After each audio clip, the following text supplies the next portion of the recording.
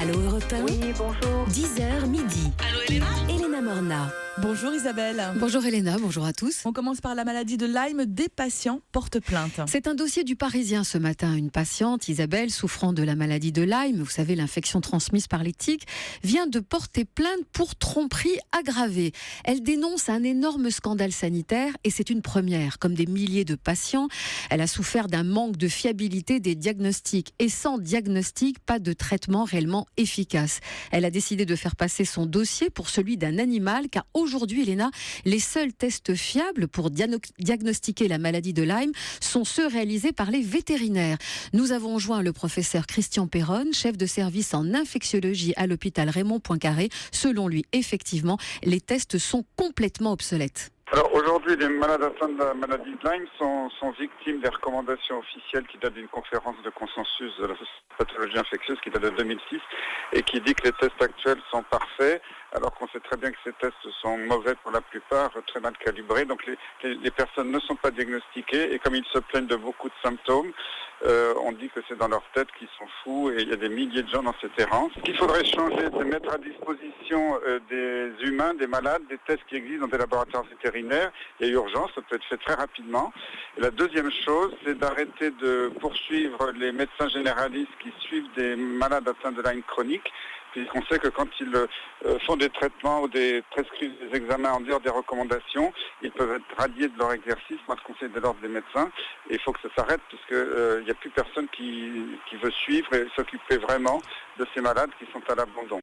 Et il y a à l'heure actuelle, Elena, 33 200 nouveaux cas de maladie de Lyme en France chaque année. Gérald. Diagnostic clinique compliqué et avec les examens complémentaires, c'est compliqué aussi. Alors juste quelques mots de prévention. Quand on a une tique et qu'elle est fixée, il faut l'enlever, pas l'arracher. On va voir son pharmacien et il y a des tire-tiques. Et si on a quelques symptômes, de la fièvre, un peu une rougeur, on consulte son médecin. Attention, la tempête arrive. Vous recommandez la prudence, Isabelle. Et oui, attention à la tempête ce week-end et dès aujourd'hui pour certains départements, l'occasion pour tous de suivre les conseils de prudence que nous donnent toutes les compagnies d'assurance qui préconisent de rentrer les animaux, de protéger les biens les plus légers en les arrimant solidement. On pense bien sûr au salon de jardin, les échelles, bref, tout ce qui a tendance à traîner dans le jardin. On verrouille ou on ferme solidement les fenêtres, les volets, les portes. Et surtout, on garde deux roues et voitures loin des espaces arborés. La recommandation essentielle, puisque la tempête va frapper fort le littoral, c'est de ne pas s'approcher pour voir de près les vagues et de tenter le selfie. Et puis bien sûr, on peut suivre les conseils de Gérald dans son livre « Ayez les bons réflexes », Dr Gérald de Kierzek, paru chez Fayard. Au hasard pour vous, Elena, j'ai pioché qu'il était intéressant d'avoir un kit de survie à la maison, et puis surtout d'avoir une radio qui marche avec des piles pour pouvoir continuer à écouter Europe 1. Gérald. Qu'est-ce qu'on fait ? On dit pub. Non, mais c'est des bons réflexes, effectivement, pour les tempêtes, pour les inondations, pour des tremblements de terre. C'est d'avoir cette culture un peu du risque et de l'anticipation. Et dans ce kit de survie, il y a la radio, mais il y a des packs d'eau aussi. Et c'est de quoi tenir pendant 48 à 72 heures. Le temps, par exemple, qu'on vienne vous chercher ou que la tempête disparaisse.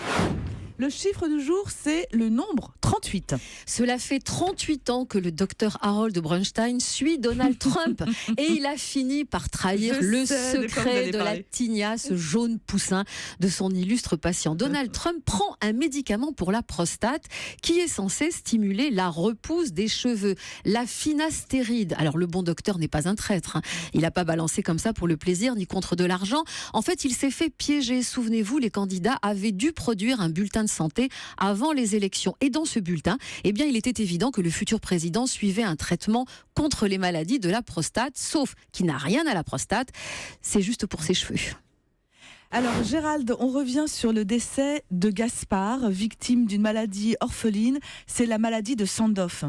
Et c'est un hommage au petit Gaspard et à ses parents. Le petit Gaspard, il avait été héros des réseaux sociaux. Il est atteint d'une maladie génétique. Il était atteint d'une maladie génétique rare puisqu'il est décédé le 1er février.